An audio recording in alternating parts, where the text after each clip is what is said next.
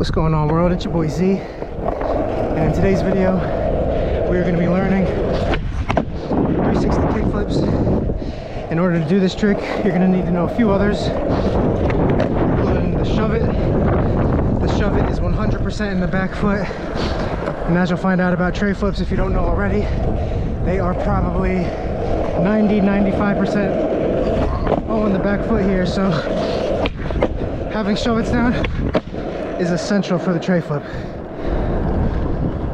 Once you have shove it's down, next up you're going to need to know how to do a kickflip. Ooh, a little better than me, that is, though. A little better than that. Even it out. Seeing way too far leaning back. That's not good, because the tray flip, you can't be leaning back or you're just going to land with your front foot on the board. So let me actually clean this up real quick and adjust and get ready for the straight bombers. Alright, there it is. Once you get kick flips down, once you get shoves down, next up is the varial flip.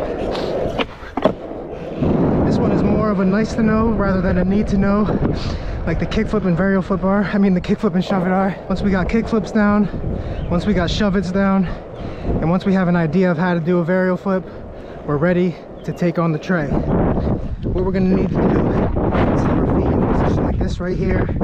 Front foot kind of halfway, a little below halfway under the board, kind of in the middle, if you will, and slanted as such. But more importantly is this back foot.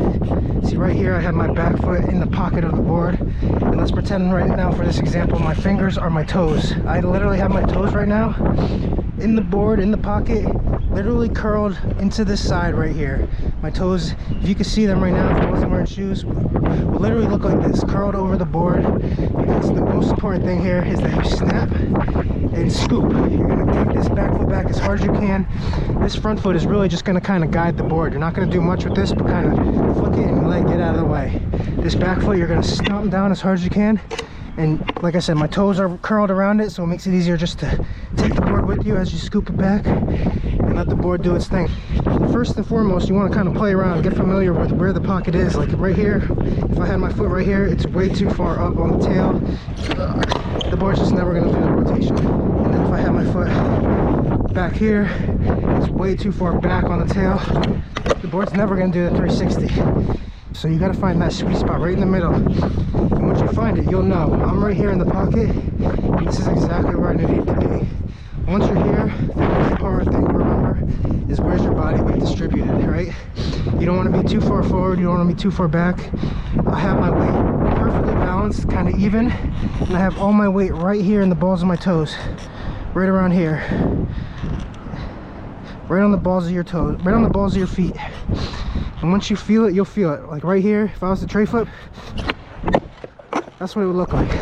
You can feel it. You know before you even pop the trick if you're in it, and then you're gonna do it. The next important thing, my shoulders. A lot of people think, like I said it, it's all in the back foot. But you need your whole body to do this trick. I'm gonna have my hands right here, see, because I don't know how much you can see of my shoulders. This is kind of where my shoulders are pointing, right? So when as opposed to a kick flip where my shoulders are parallel with the board, I'm gonna have my tray flip. I'm gonna be over the board as such, but I'm gonna have my shoulders open up as I lean.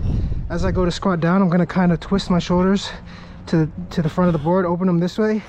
And then as I go to snap back, I'm gonna basically open my shoulders up, use that momentum from my upper body, bringing it down to my legs, into my feet, ultimately into the board.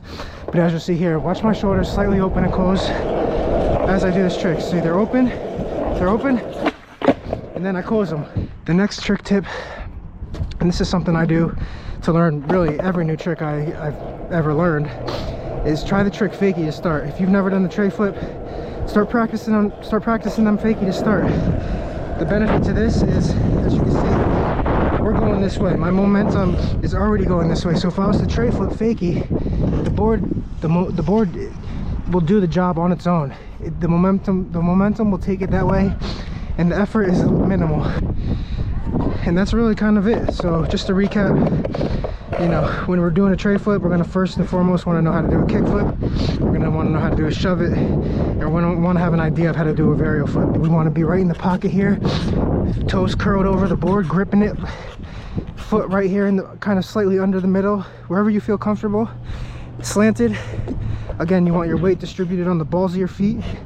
As you're crouching, you want to open your shoulders just so slightly, so that when you're popping up, you can open your shoulders, use that momentum from whipping them back to carry it through the legs and into the board. Practice this fakie, because when doing this fakie, you already have momentum on your side, and the board will essentially just go. Like, I try to make that look like a lazy shot heel.